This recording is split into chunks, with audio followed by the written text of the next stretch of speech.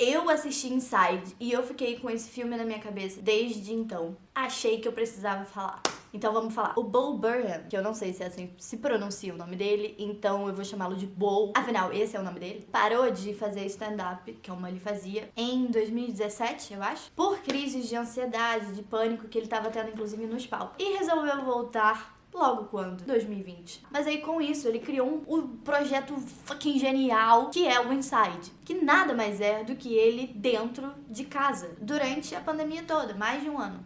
It's just me and my camera. Então ele faz essa comédia ácida e faz com que a gente se sinta parte do processo e de todas as questões que ele cita ali. Eu fico pensando que deve ter sido muito louco você iniciar uma coisa que você não sabe nem como o mundo vai estar, entendeu? Então não é nem pra onde o seu projeto vai, qual direção vai tomar. Mano, é um mundo, tá ligado? Um mundo! E aí não só ele vai conseguir fazer um projeto, como ele vai conseguir utilizar essa ansiedade, essas preocupações, essas questões para completar o projeto dele. Então ele vai aproveitar o não saber, os processos para o desenvolvimento das coisas, as coisas não acabadas, mais acabadas e o que isso pode se tornar. É saber limitar para criar mais, para ser mais criativo, utilizar esses desabafos e, cara, o que eu acho mais incrível é ele conseguir ter a percepção do que tá acontecendo e, além disso, ele conseguir criar letras de música, melodia, iluminação, movimento de câmera, edição, tudo. Fazer graça de tudo isso. Mano, eu não consigo nem nomear o que eu tô sentindo. É cínico, é sarcástico, é pesado, forte, irônico, engraçado e honesto. Quando eu penso em fazer algum vídeo, algum projeto, alguma coisa, eu passo por um processo de autorreflexão meio pesado. E que eu acredito que todos os artistas, não só artistas, mas qualquer pessoa que cria alguma coisa, passa também. Ah, eu tive uma ideia, e aí na manhã seguinte você achar que aquela ideia é a pior do século. Eu questiono a validade do tópico, eu questiono se eu realmente tenho alguma coisa interessante pra falar sobre aquilo, se eu tenho algo a colocar, né, se eu tenho algo novo a dizer. E essa autorreflexão, ela pode ser boa, né, como ela pode ser ruim também. Porque ela alcança alguns níveis muito pesados. E o Inside começa com esse tipo de autorreflexão. Então a primeira música que ele começa a cantar pra gente é se vale a pena ele fazer comédia, será que é certo alguém fazer comédia num momento desse, mas que ao mesmo tempo é a única coisa que ele sabe fazer, ou é a forma como ele tem pra demonstrar e expressar tudo que ele tem pra dizer. E obrigada, Bo, por você ter feito. Eternamente grata. E eu agradeço porque quando eu assisti Inside, eu me senti um pouco abraçada, sabe? E eu sei que muita gente se sente daquela forma, sabe? Em algum ponto. Não necessariamente em tudo, mas em algum ponto se sente daquela forma. De, mano, tamo fudido, mas tamo fudido junto. E aí o papo agora vai ficar bem pessoal, mas vamos lá. Eu sempre fui dançarina, eu sou dançarina, eu sou coreógrafa, mas ultimamente eu tenho me questionado muito no que eu quero fazer com isso. Porque no fundo eu acho que eu não gostaria mais de exercer apenas essa função ou de uma forma que eu já exerci a minha vida toda. Eu ainda acredito que a arte fale por si mesma e eu acredito que seja o melhor caminho para a felicidade e para o desenvolvimento do ser humano. De verdade. Mas como eu faço parte dessa arte no meu corpo, com o meu corpo? Ou será que só pelo meu corpo? Ou será que eu consigo mostrar mais com todos os aprendizados que eu tive por causa da arte? Mas que não necessariamente seja uma coisa que eu já venha fazendo. O que eu quero dizer é que, pra mim, o que o Bo fez foi muito além da comédia em si, foi muito além de um stand-up. Mas que, ao mesmo tempo, também eu fico pensando o que tudo isso custou a ele. Ele diz no documentário que ele chegou a um nível mais baixo, assim, de sanidade mental. Com certeza tiveram dias ou semanas que ele não conseguiu fazer nada. Eu tenho certeza absoluta. E o medo de lançar, né? E o que vai acontecer depois, você perde um pouco do propósito. Ele fez um mergulho ali muito corajoso. E normalmente, todas essas perguntas, esses questionamentos, eles são uma forma de incentivar, na real. Porque elas não são perguntas para serem respondidas. São perguntas para você se sentir desafiado, para você fazer coisas por causa dessas reflexões, mas que não sejam respostas, mas que sejam criações por causa dessas reflexões. São para serem debatidas, são para serem desconstruídas, são para serem compartilhadas. É o que eu acho. Pra mim, ele conseguiu fazer isso. Ele conseguiu botar todas essas questões, independente de respostas ou não, mas as questões estão aí. Pensem sobre, pensem comigo, e independente delas, vamos criar coisas boas no sentido não de feliz, mas de um material bom pra ser pensado. Eu tô fazendo sentido?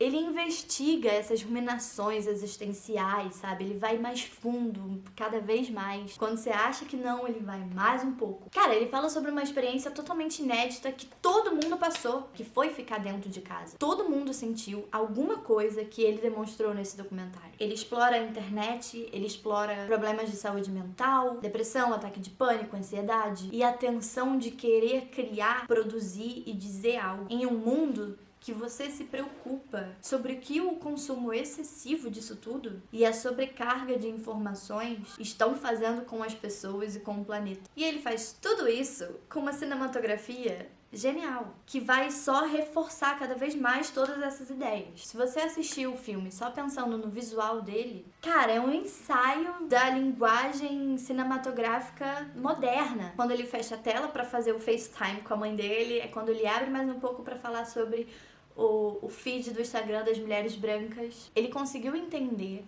que cada ramificação, né, cada subnicho moderno tem a sua linguagem cinematográfica. Quem joga videogame tem esse visual cinematográfico. O FaceTime tem um, o Instagram tem outro. Aquela coisa de reagir ao vídeo. O uso de fumacinha nos vídeos. Você não vê em vídeo de internet, mas você vê aquela fumaça em apresentações, show, lives, videoclipe. Então ele usa isso quando ele quer dizer que aquilo é um videoclipe, sem dizer. Mas a gente entende, porque faz parte do que a gente vê todo dia na internet. E eu vou destacar também o zoom que ele usa. E é uma técnica muito antiga de dar uma sensação de imersão ou uma sensação de claustrofobia. Tem uma música, né, uma cena que é muito boa, que ele representa a ansiedade, que na verdade ele primeiro demonstra ele numa sala escura. I just get this feeling in my body. E vem um zoom na cara dele, mas tá tudo muito agitado dentro da cabeça dele e ele vira e ele tá dentro daquele cenário nada, sabe? Prazer. Que ele mostra exatamente como externamente a gente pode estar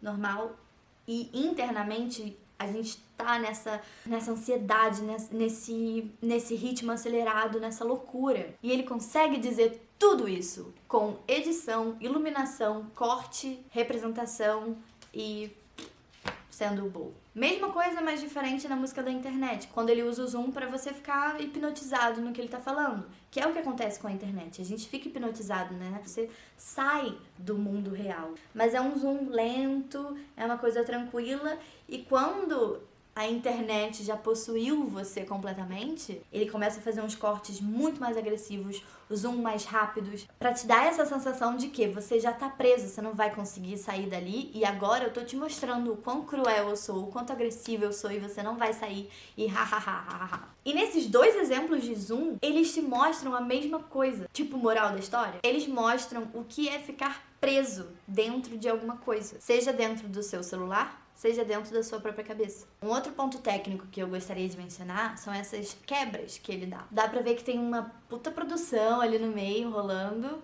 pra essas quebras sem iluminação cinematográfica, a luz só do sol, do dia. E essas quebras é que dão esse ar de documentário, dão esse ar de que a gente tá junto ali vendo o processo dele, de que aquilo é um processo e que talvez não chegue a lugar nenhum, mas é um processo. Tem uma outra cena que ele termina com a faca na mão, que já é um objeto que você espera que alguém tome alguma atitude com aquele objeto, e que é o momento que ele tá falando: eu espero que vocês gostem do meu conteúdo. E tem uma luz verde atrás, que não poderia ter sido melhor, que é um tom de verde asqueroso, sabe? Então é muito terror aquele momento. E é uma crítica sobre como a internet também é hostil, tanto do criador quanto do público. O público pode acabar com aquela pessoa, como o criador muitas vezes também representa uma ameaça, tipo, eu preciso de você, me apoia. Então aquela faca ali na mão, mas com um sorrisinho de tipo, eu sou legal, mas se vocês errarem comigo, alguma coisa perigosa vai acontecer.